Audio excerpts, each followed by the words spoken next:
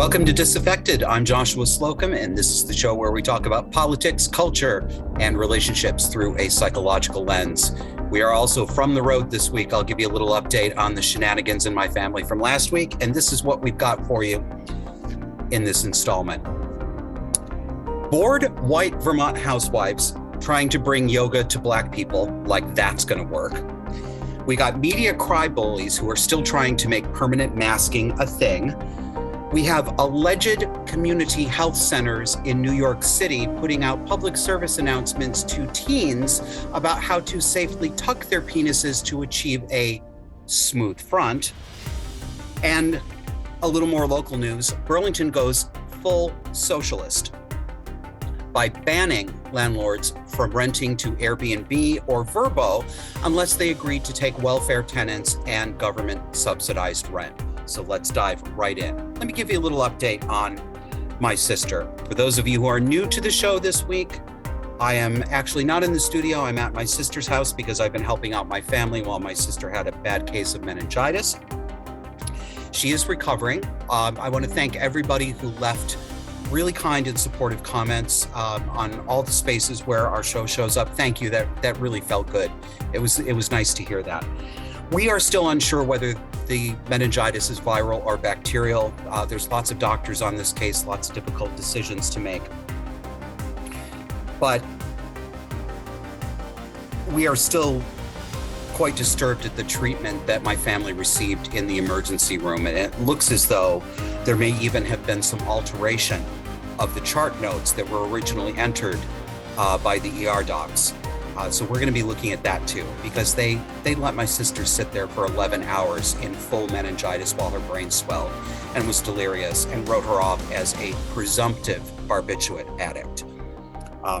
Very interesting that we cannot find that phrase in the notes when we look back now, when we know it was there earlier. So yeah, y'all are watching. We're watching you too. Never trust these people. Never trust them. Document everything. Make copies of all of your chart notes as soon as you get them.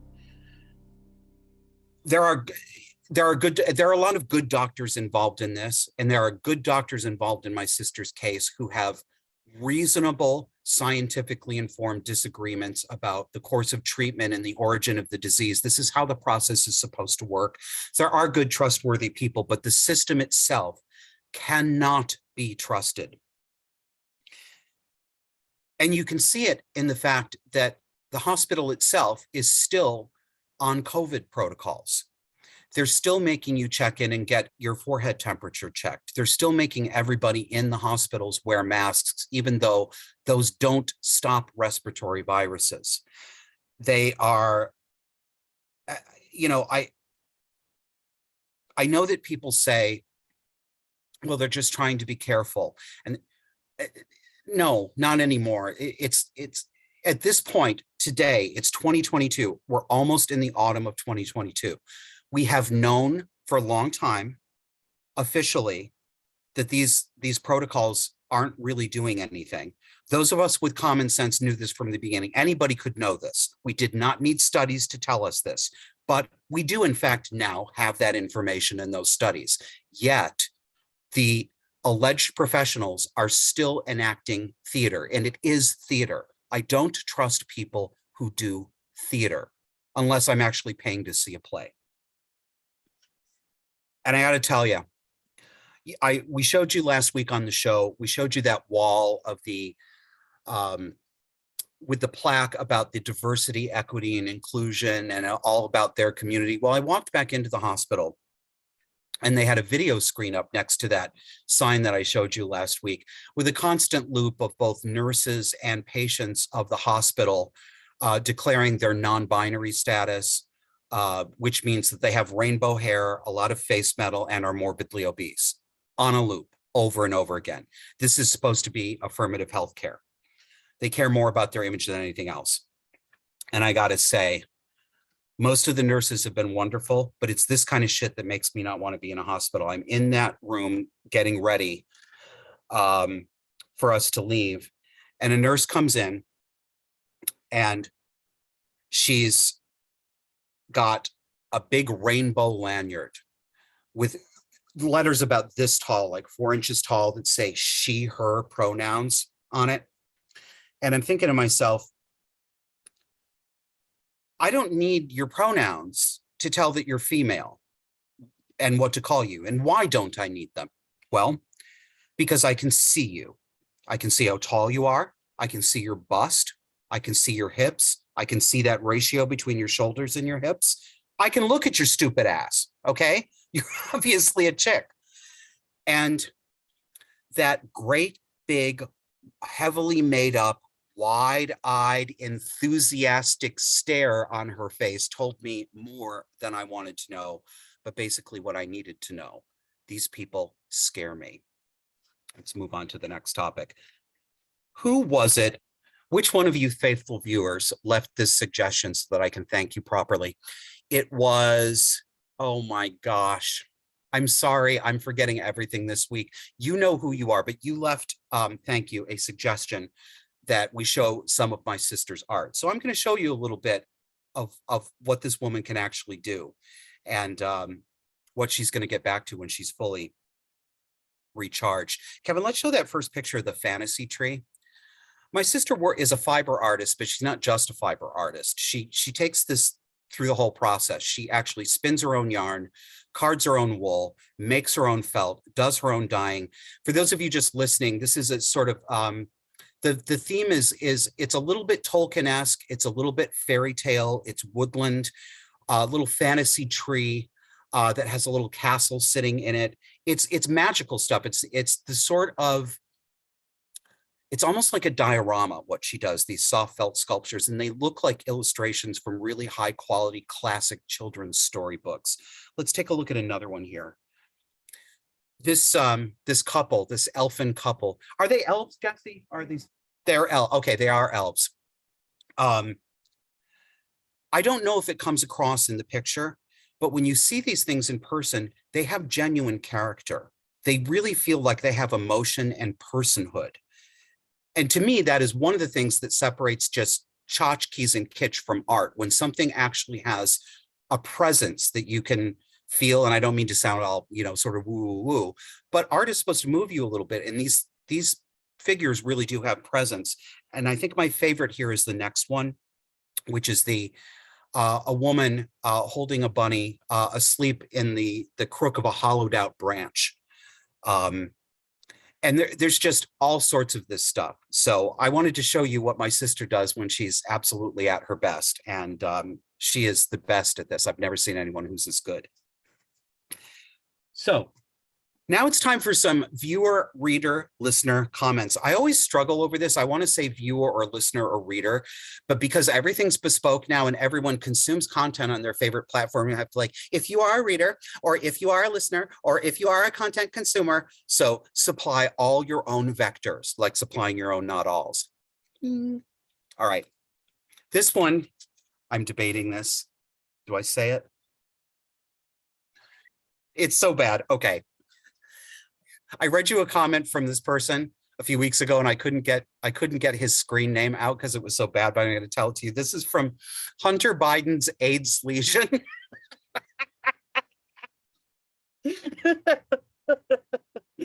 And HB's AIDS lesion says, here, Joshua, you touched on something without naming it, the women are wonderful effect. A psychological phenomenon that suggests that people associate more positive attributes with women than with men. You can see examples of this on a daily basis.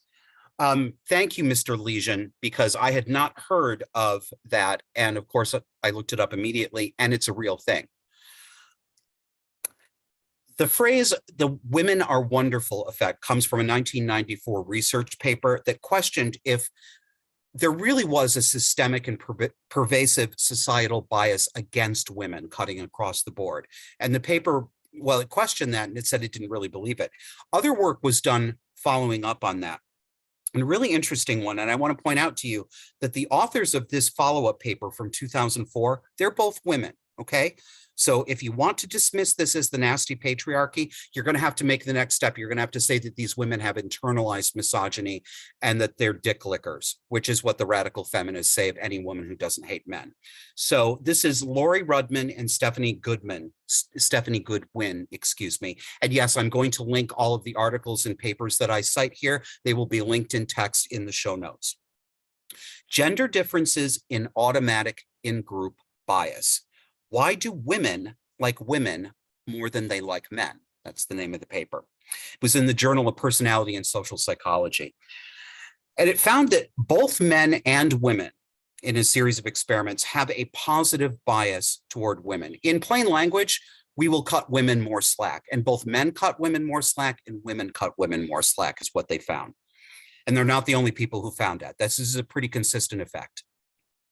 Here's the interesting part. Women's in-group bias, that is women favoring their own sex, was 4.5 times stronger than men's bias towards seeing women positively. 4.5 times stronger. I think this explains an awful lot of why we see so many good women, so many decent women covering over for abusive mothers who are transing their children, especially mistreating their boy children. This is why it is so difficult to get people to understand that what they're seeing when they see what they're seeing with these so-called trans moms, they're seeing pageant moms. Okay, this is another thing that occurred to me this week. You remember all the Sturm and Drang culturally about child beauty pageants. And that came to a crescendo, of course, with the still unsolved murder of that little girl, JonBenet Ramsey, at 6 years, what was she, 6 years old, pageant queen. People rightly said, why are we putting our girls in makeup and having them strut down a catwalk like they were at a brothel? Because that is what we're doing. We're pimping these girls, and they're absolutely right. And so we don't hear much about child beauty pageants anymore. They've kind of fallen out of fashion. They haven't gone away completely, but they're not like they used to be because they're frowned on. Except they're not frowned on, are they? They just changed. It's not girls anymore, it's boys. It's Desmond is Amazing, the 10-year-old drag kid whose mother let him hang around with convicted murderer Michael Alig. Party monster.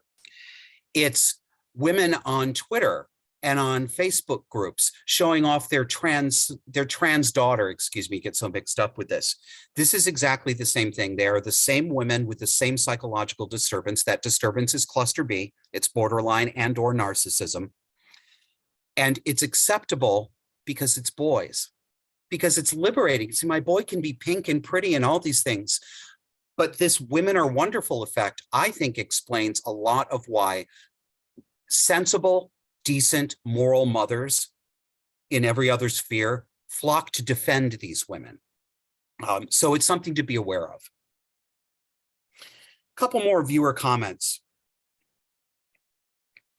I have noticed that customer service is worse since COVID.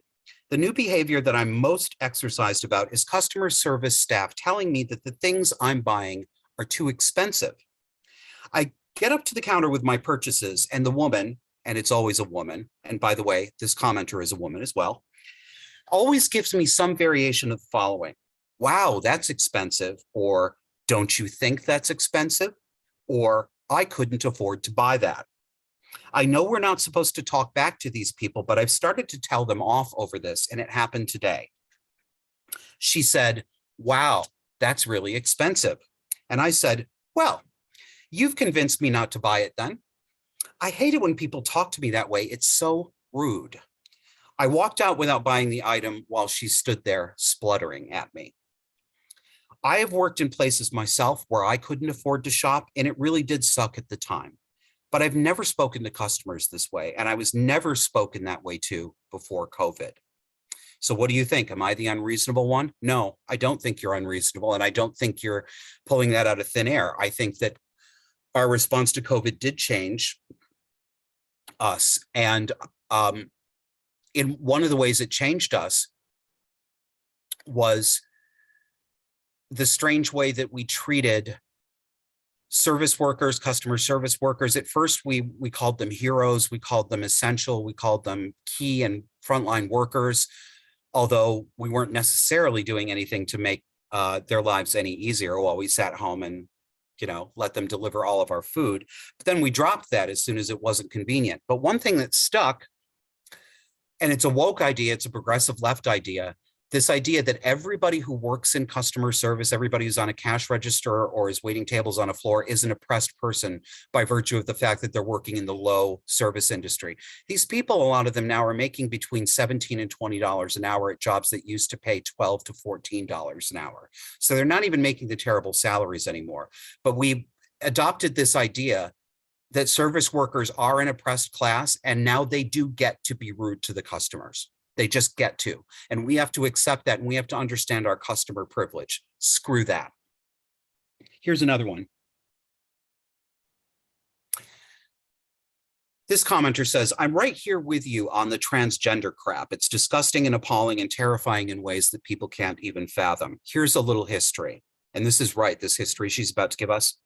In the early 1960s, Johns Hopkins was in the forefront of gender identity science, and its Baltimore Hospital was the site of the nation's first gender affirmation surgery, then called sex change, in 1966. Hopkins halted surgeries in 1979 when Paul McHugh was the chief of psychiatry. McHugh believed that by conducting surgeries, quote, Hopkins was fundamentally cooperating with a mental illness, end quote. Correct. The Johns Hopkins Clinic, which was the first in the US to do this treatment, closed because of the original number of patients who returned wanting to be reversed back to the original gender. Here's my editorial comment. They stopped doing these surgeries, and in 2017, they started them again because they saw the cash cow. McHugh was out, so they started again. She also says, as for the, and this is a clever little bit of wordplay, she says, as for the feminism shit cannery, which could be chicanery, but I like shit cannery better. I'm a 60-year-old female. That means I grew up in the 60s and 70s and benefited from the push to empower women. And then the lickspittles just kept pushing the envelope. I was the biggest tomboy ever. The best birthday gift my husband ever got me, a battery-powered nail gun that had the power to sink 3-inch nails. Booyah!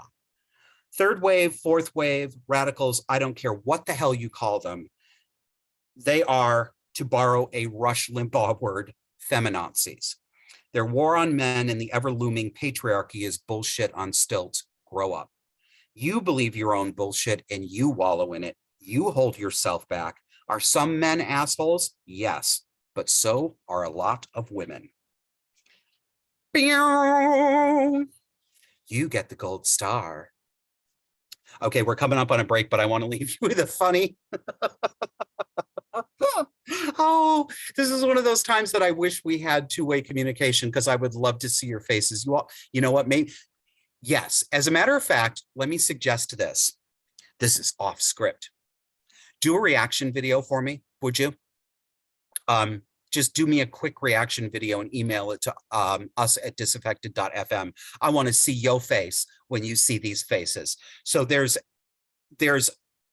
an app that uses AI, artificial intelligence technology, to create faces. So you're already familiar with that. You know that we can render faces that don't exist and they look photorealistic. This one creates faces based on the descriptors that you put in its search engine. So somebody entered transgender activists, and this is what the AI came up with.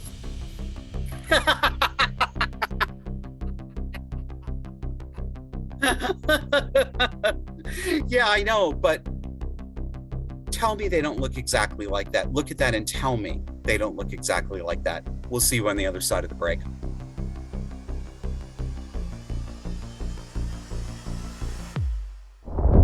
You know how podcasters are always asking you to hit the subscribe button? Well, this is us asking you to take a minute right now and be sure you've hit subscribe on your favorite video platform. Click that notification bell too so you never miss our newest content. And don't forget to subscribe on audio too. We have audio-only content that you won't find on any video platform, so don't miss out. Do you like Disaffected? Do you like it enough to help pay for it? We'd love to have your support to grow and maintain this show. Donors get special access to our monthly Zoom hangouts. They're off-camera and unscripted. We talk about what you want to talk about. There are two ways to join. Patreon users can go to patreon.com/disaffected or visit subscribestar.com/disaffected.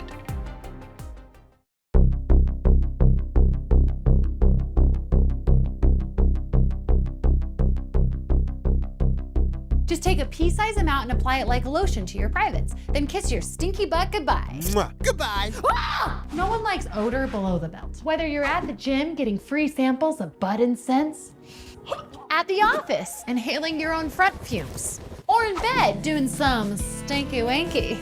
No, not the Teletubby. Your privates go everywhere you go. So why isn't there deodorant for privates? Now there is with Lumi, the only natural deodorant you can safely use on your private parts. Lumi's clinically proven to eliminate odor all day. And if you're using your privates all day, good for you. Lumi's been proven to control odor for 72 hours. Lumi works by stopping odor at the source, bacteria. Most crotch and butt smells come from bacteria on the skin, breaking down fluids and farting out odor. Lumi stops them from eating so they can't fart. Now they're polite germs. Hello, Governor. Hello, Governor. Oh, I never. Goodness me. Lumi was created by an OBGYN to be totally safe and effective. It's made with gentle ingredients and only goes on the outside, not the inside. Stop putting things inside. And despite what the douchebags tell you, the outside is where the odor is anyway. Hey, those are mine. You have enough douchebags in your life, Cheryl. Lumi is natural and safe, even for the most sensitive parts of the body, like the ones men can't find. Just take a pea-sized amount and apply it like lotion to your privates. Then kiss your stinky butt goodbye. Mwah. Goodbye. Ah! So if your junk Like smells to kiss so this awful bitch you're goodbye. bad at hide and seek, click the link below to try Lumi today. If you don't love it, you can send it back for a full refund, no questions asked. No one wants to ask questions about your privates, Jeremy. But don't take my word for it. Here are strangers talking about their privates over the internet for free. Oh my God. Lumi is the best deodorant I have found for those sweaty folds, cracks, and crevices. I applied Lumi yesterday to the groin area, and 24 hours later, I'm still odor-free. Lumi is hands down the best. Wonderful for after workouts or before intimacy. Or both if intimacy is a workout. And because Lumi conquers all body odor, not just your privet drive, you can use it on pits, feet, or any other stinky crevice. So click the link to try Lumi today and reclaim your confidence here, here, and here. You'll be able to genital the difference, but actually your genitals will tell the difference. Lumi, keep your privates private. Keep your privates private. How about not talking about this in a commercial, you nasty bitch? Oh my God. You remember that show where I talked about how vulgar everything is? This is a prime example. This isn't a new commercial either. I think this is from 2020. I can't believe the shit that we see now. This would be funny in an adult comedy setting. Okay, I have things to say about this. First of all, do any of these people shower? Lumi will keep odor down for 72 hours. 72 hours? If your body hasn't seen water in 17 hours, you have a problem. Why not take a bath? And the whole, you know what it is? It's just, everybody made fun of the fact that on menstruation commercials, they use the blue period water, right? Because obviously women don't bleed blue when they menstruate, except if they're a Vulcan hybrid.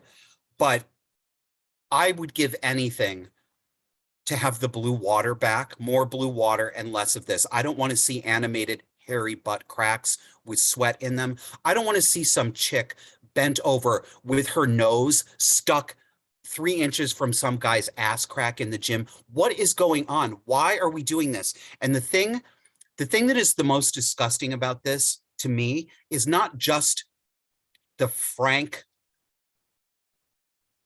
juvenile boy way she's talking, which is just gross.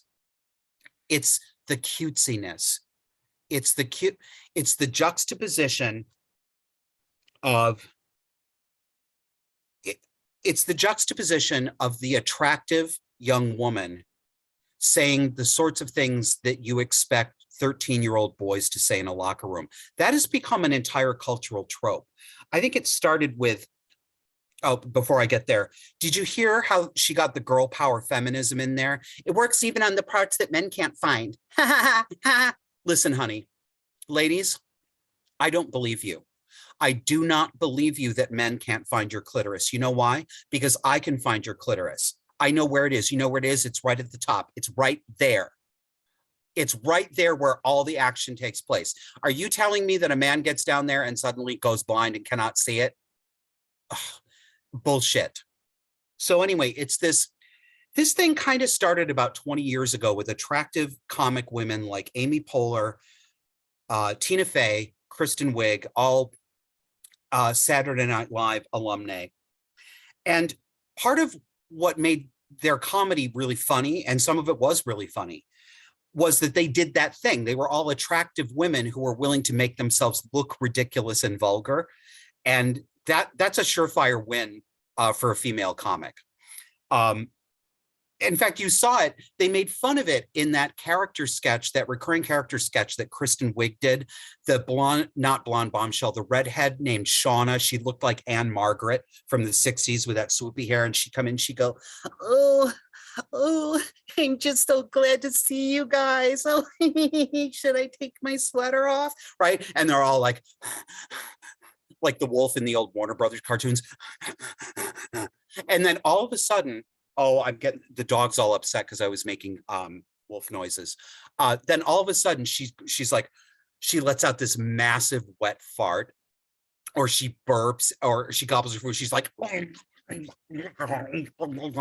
was very funny, right? But this is tired and I've had enough of it. And like Lumi, a little goes a long way. And to this actress in this commercial, I leave you with this. Do you want to be Amy Schumer? Because this is how you get Amy Schumer. All right, let's move on to tucking your junk. This is from the Callan Lord Community Health Center in New York City, which bills itself as the leader in LGBTQ plus healthcare.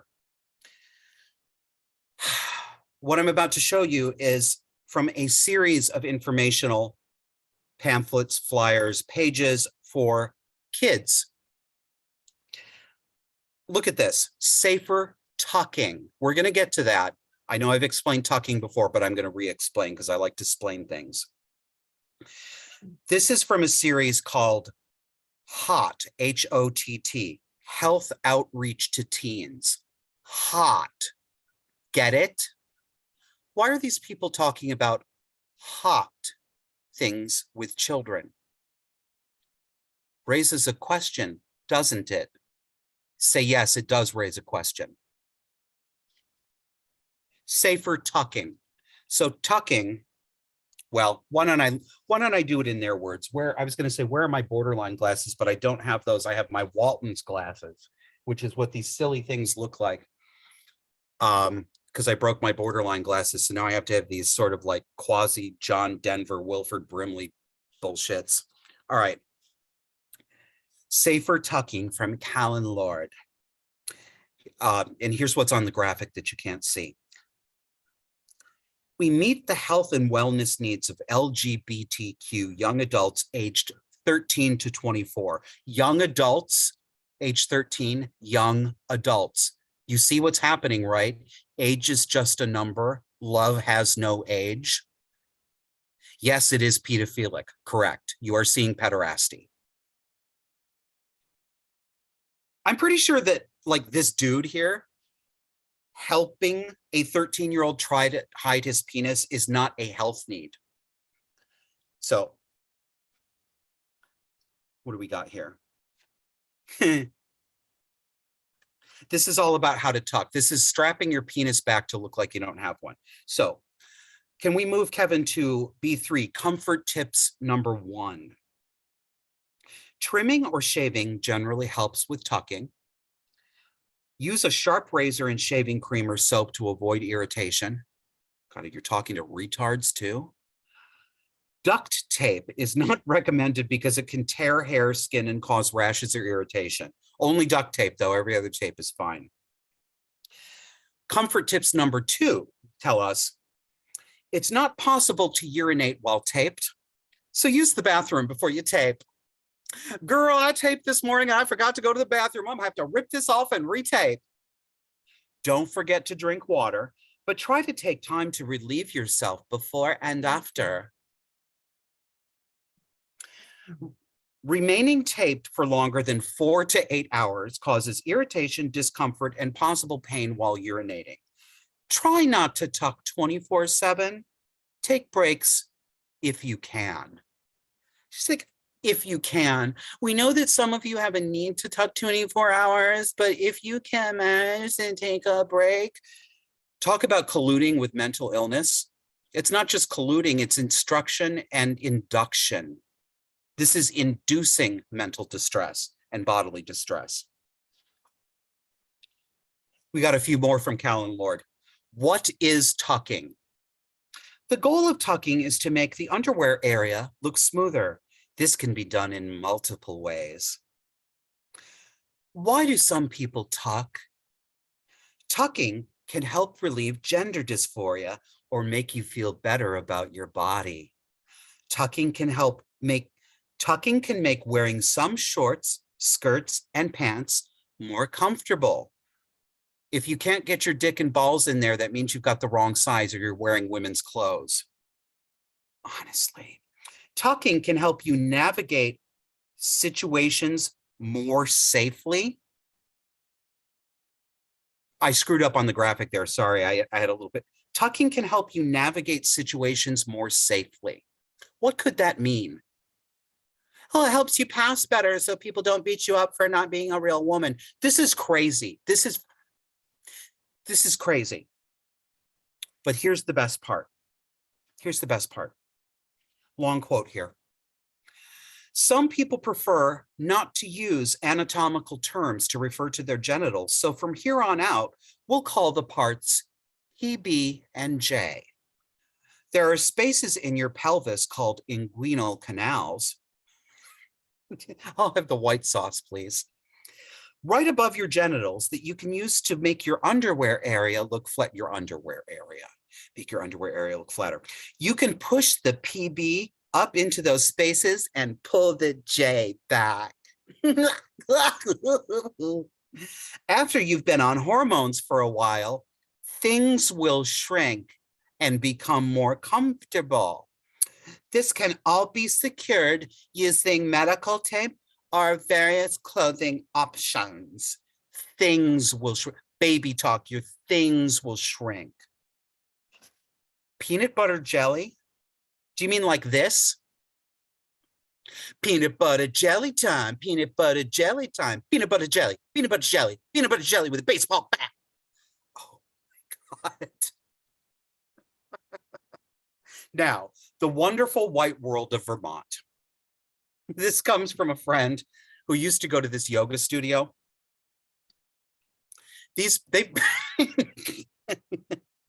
You know what? That's where I was going to say you find all the white women in Vermont, but you find the super concentration at the yoga studios. So these people at this yoga studio think they're going to make yoga a black thing. Sure. Check this out. So on your screen, update, prices increase on September 1st. Thanks to the grants we received during COVID, at a time when many of our students experienced a drop in their income, we were fortunate to be able to lower our prices. Notice the language here. They experienced a drop in their income. It's like the way they say people, they won't say homeless people, they say people experiencing homelessness. It distances, it obscures reality. It's all in the service of avoiding saying things like lost money, lost your job, poor people, hunger, or hungry people. That's what this all is. They don't want to say the truth, but they want to look good and sound good while they're doing it. So ask yourself this. If somebody's coming at you asking you for a donation, which of these is going to tug at your heartstrings more? Do you want to help somebody who's experiencing food insecurity, or would you like to feed a hungry child? Which one of those opens your wallet more? A little more from the yoga studio. 2 years later, those grants, the ones they got from COVID, have run out, and now we need to account for an increase in our expenses. All this extra verbiage. In addition, we have grown. We have a second location at Hula, whatever that is, and started the Yoga Equity Project. Both of these expansions require time and money, and to account for the extra work we do and love, we need to generate more revenue. The Yoga Equity Project. Oh yeah, Black people are going to take to that like white on rice. Get out of here. Oh, one more. We're also excited to introduce a new galactic add-on. I guess we're into the Marvel universe now. Invert the paradigm and put others first. Enroll and make an automatic payment of $25, $50, $75, or $100 per month that will go directly to the Yoga Equity Project, programming designed by and for BIPOC community members to support and sustain their health and wellness.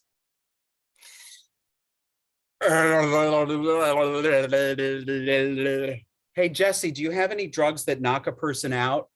Because my sister over here's got a pharmacopoeia and I need something. By the way, after the next break, you're going to at least stick your hand in here and say hello to the nice people in TV land. All right. I want to share with you a blog I just discovered from a social media follower. This will be linked in the show notes, so you'll have a direct link. But the blog is Saving Civ, as in Saving Civilization. So SAVINGCIV.com, savingciv.com. And this article is called The Types of Coerced. And the author discusses the different types of people and how they respond to coercion, such as the lockdowns, the mask mandates, the attempts to forcibly vaccinate people. And he breaks them down into 4 types.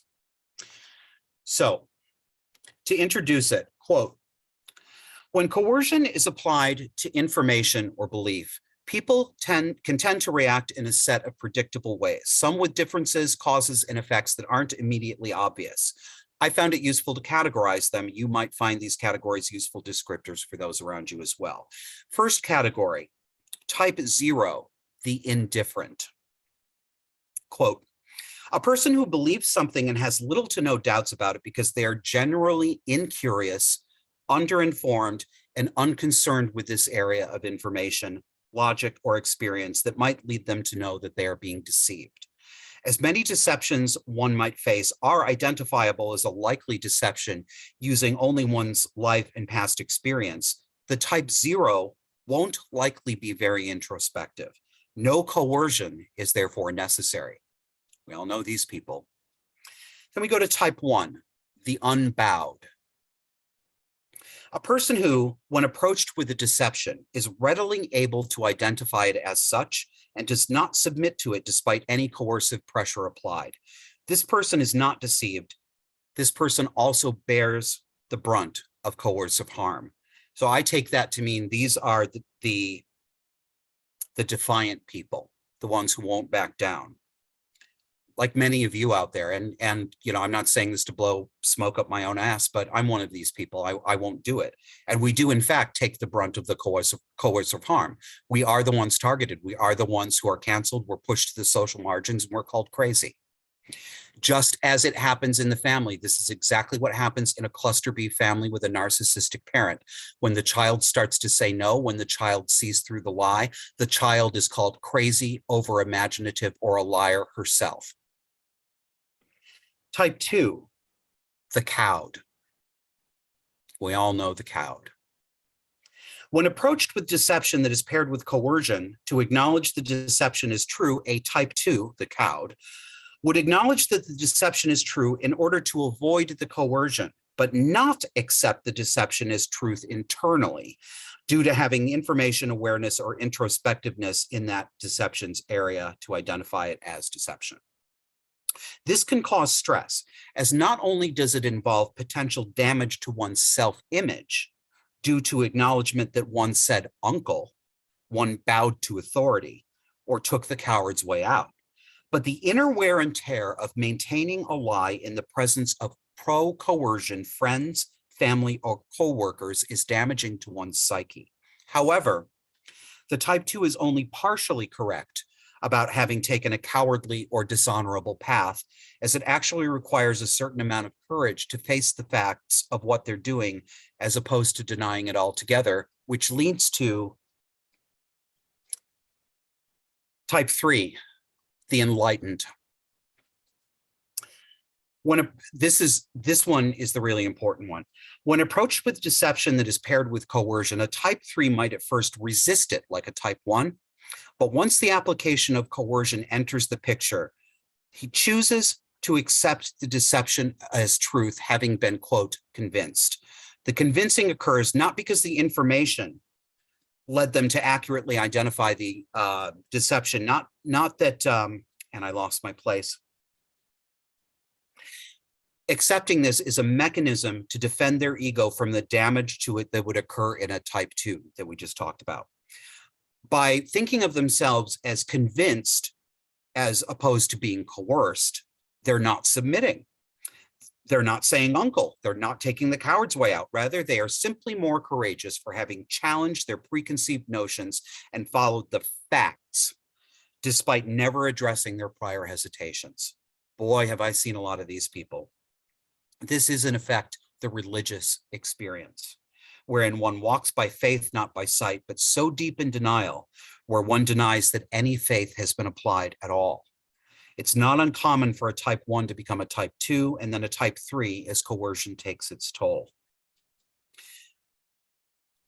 From my point of view,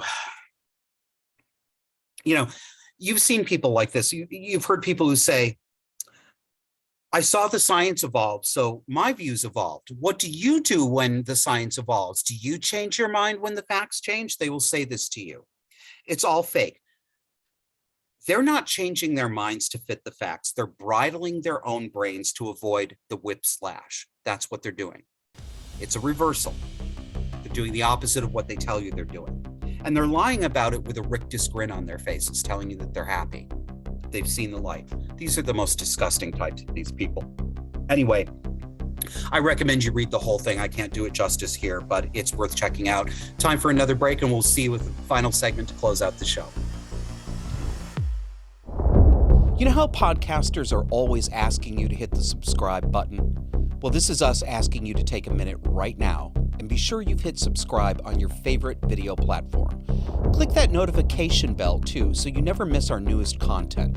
And don't forget to subscribe on audio too. We have audio-only content that you won't find on any video platform, so don't miss out. Do you like Disaffected? Do you like it enough to help pay for it?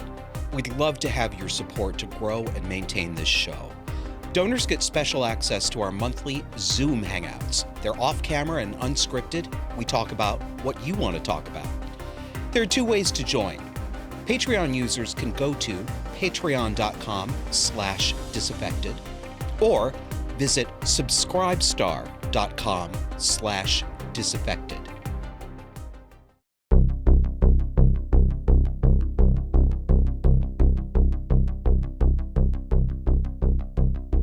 Welcome back. Surprise, quick special guest. Jesse, come over here and say hi to the people. This is my sister, Jessie, the artist. Thank you. You don't have to be on the show if you don't want to, but as you can see, she's actually ambulatory, which is a very good thing. All right, let's close this bitch out. The dream of wokeness is alive in Burlington, Vermont. Living here really is exactly like a Portlandia episode, and a Portlandia episode is exactly like living in Portland itself.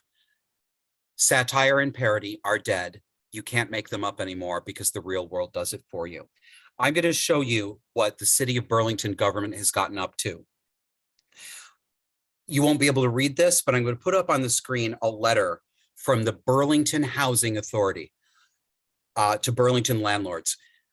Some people are under a mistaken impression. I've seen coverage of this story. This is a government agency. The BHA, the Burlington Housing Authority, is not a non-government organization. It's not an independent nonprofit. This is the city government, okay? So constitutional issues are in fact at play here. So this letter, I'm going to read to you what it says. It It's a letter to landlords. Now, you have to understand something about the Vermont housing market. It is the tightest in the country. I don't remember the stats, but I believe the last time I checked, less than 1% of our housing stock actually has open apartments and condos right now. So it's really, really hard to find a place to live, and prices are through the roof here. It is a problem, and it is a problem that cities and towns are trying to find a way to deal with. I don't know what the answer is. As you know, I don't think government is good at solving anything, but I don't have an answer for it either, and it is a civic problem. So there is a real problem, but the solution here, whoops, sorry to shake the camera, folks, is something straight out of communist China. So, quote, new Burlington regulations restricting your ability to generate income through short-term rentals with Airbnb and Vrbo. Vrbo is an upscale Airbnb, I understand. These new regulations restricting your ability to generate income are here. Pay attention to the strange switch in tone throughout this letter. It goes from happy to punitive, happy to punitive. It's very strange. Quote, if you want to keep renting to Airbnb, Vrbo, etc., or want to start cashing in on the lucrative short-term market in Burlington, the Burlington Housing Authority has your solution, exclamation point. So now it's like they're selling you something. If you have ever considered joining the lucrative short-term rental market here in Burlington, you may have missed your opportunity due to the new regulations. And then again, another tone switch. Luckily, you have an alternative route to continue or begin accessing this lucrative market. Do you hear it? Accessing, accessing, accessing, accessing. So stupid. So what the city taketh away, it giveth a bit back. If a host, that's you, who owns property, if a host owns a multifamily building with one affordable, that's their bargain. Do you have an affordable? Can I see your affordable? What do you mean? What does that mean? It means affordable housing. Where's your affordable? Okay. If a host owns a multifamily building with one affordable, you can continue or begin renting another unit to Airbnb. So the city passed a regulation restricting your ability to rent through Airbnb or Vrbo. But you can get around that if you agree to do the following things for the city government. One, you have to designate at least one of your apartments as affordable. And that may sound okay to you, but you don't yet know what restrictions come with that. That means if you have an affordable apartment, you, the landlord, are now required to take Section 8. And in the United States, Section 8 is what we call government money for low-income people to pay their rent. It's a program that a lot of people have used. My family has used it. However, let's tell the truth here. You get a certain kind of tenant in the majority of Section 8 cases. You're talking low-income people and the problems that come with poor people. And I've been a poor people, and my family has been a poor people. This is not bigotry, it's reality. I grew up this way. I know these people. They're my family. They're the people I've lived around. They're people I've turned down to rent my own apartments to. So you have to take Section 8. And in order to take Section 8, landlords have to meet an extraordinarily high health and safety code. You have to have all these hardwired smoke detectors. Things have to be sealed. There's a whole laundry list of, and some of them are sensible things. I mean, I don't take Section 8, but as a landlord, yes, I hardwired my rental house with smoke detectors and carbon monoxide because I do want my tenants to be safe. You know, I'm not a slumlord, but you have to do this extraordinary number of things in order to do that. And you get inspected and they come by, and it's a freaking pain in the ass. And these people act like they're doing you a favor. It's socialism. This is socialist coercion. You can participate in the free market if you agree to take the welfare cases and let us tell you how to run the apartment. In this day and age, I'm not sure what to say about this, but I'd sure love to see a court challenge to this. This is what they're doing. I was talking about this with my family last night, and the point was raised, which I think is a really good one. This is the city inappropriately putting the city's responsibility onto individual landlords, right? If the city leave aside the fact that government fucks up everything. Let's just assume the city's going to do something about this problem. If this is a responsibility of city government, it's a responsibility they have to take on. They have to find a public policy solution to this. But what they're doing is blame shifting and responsibility shifting and putting it out there onto the open market. And honestly, no one will ever say this. They'll never admit it, and no one will ever call them on this. But you know who these people are because I've talked to you about Burlington and Vermont government before. Some of this is punitive. They're like, we're sticking it to the rich people. We're sticking it to those fucking landlords. They're going to have to take the poor people. They're doing this out of a sense of class vengeance as well. You just see the people running these offices. They're absolutely resentful. I'm glad that I don't own in Burlington. I'm a kulak, right? I'm the landed gentry with my very modest ranch house that has 2 small apartments in it that I bought for my elderly parents and now rent out. I'm part of the, I make what, $3,000 in profit every year off that place? Yeah, I need to be taken down a peg or two. That's who landlords are. That's who a lot of landlords are. It's not all the big nasty corporations. Anyway, I'm getting off track here. The tone of this just really bothers me, the glib, happy tone that shifts from punitive to rewarding. And I have this to say to the Burlington City Management, although they won't listen to me. Get Caitlin the fuck out of your communications department, okay? Stop hiring Caitlin. Caitlin shouldn't be writing your stuff. Get a real communications pro. All right. Last one we've got for you here. Is it the last one? Yeah. We're going to talk about one of our favorites, Taylor Lorenz. This is from Libby Evans. Libby Evans is the editor of the online newspaper, The Post Millennial, and I hope you read that. Hey, Libby, if you're out there, Libby and I went to Sarah Lawrence College together, but we didn't know each other when we were there, and we only realized we were classmates years later. And we both have a similar, different way of looking back on our years in the social justice academia than we did when we were there. But she wrote a great piece for humanevents.com, and it is titled, New COVID guidelines put an end to the entitled ethos of Taylor Lorenz. Now, Taylor Lorenz is a woman of indeterminate age, former reporter for the New York Times, now for the Washington Post. She is a nasty, nasty piece of work. She is a textbook case of vulnerable narcissism, in my opinion. She's made a career out of canceling people. This is the woman who writes about online spats and gets people fired from their jobs for saying the wrong things. This is the woman who camped out on the doorstep of the woman behind the very famous Libs of TikTok account that exposes extreme leftist wokery. She camped out on that woman's doorstep trying to find her name. Then she went and knocked on the doors of her family members and outed this woman, put her real name out there because, she was able to anonymously do harm. And then Taylor Lorenz had the nerve to get on camera with a national news crew and fake cry that she was being harassed and traumatized and she had PTSD from all the people who were harassing her and she's only trying to be a woman working in media space. So first, we get a series of tweets from Taylor Lorenz that Libby included in her article. Let's look at the first one here. And Taylor gets the voice. Okay. The same people complaining nonstop about the mental health cost of lockdowns, even though we never had full lockdowns, and having to wear masks are perfectly happy to force disabled people to stay locked away forever or keep an N95 glued to their face every time they step out in public. Tweet number 2. Even if you wear an N95 everywhere, one-way masking policies leave vulnerable people at risk. So say there's a tiny gap in your mask.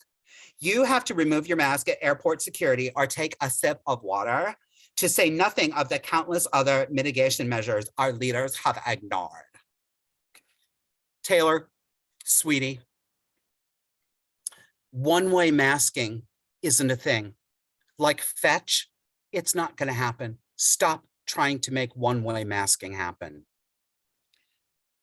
This bitch is the textbook vulnerable narcissist. They are often confused with borderlines. But unlike borderlines, and this is all speculation, this is just my opinion, unlike borderlines, I don't think that Taylor Lorenz is actually as emotionally dysregulated as she claims and as she portrays herself. She's not crying for real. She doesn't actually feel these emotions. I know fakery when I see it. At least with the pure borderlines, their behavior may be awful, but they really are experiencing that emotional dysregulation, and they really are in the moment unable to see outside of that. That is not the case with her. She's putting this on. It's a deliberate act, and the fact that she chose to do it indicates to me a Machiavellian character. It's a much darker thing than simply being emotionally dysregulated.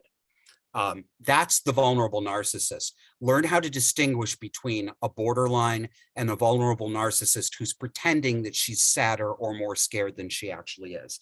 A couple more here. Okay. Disabled, medically vulnerable people shouldn't have to risk their lives to participate in society, nor are most people even given that choice. Disabled people also have to work, go to school, grocery shop, go to the doctor's office. We are human beings in the world, just like everyone else. As someone working in media who's immunocompromised and medically vulnerable, I really wish as an industry, we hired more disabled writers and did more to center vulnerable people in our coverage, especially on COVID. What's happening right now is so horrific on a massive scale.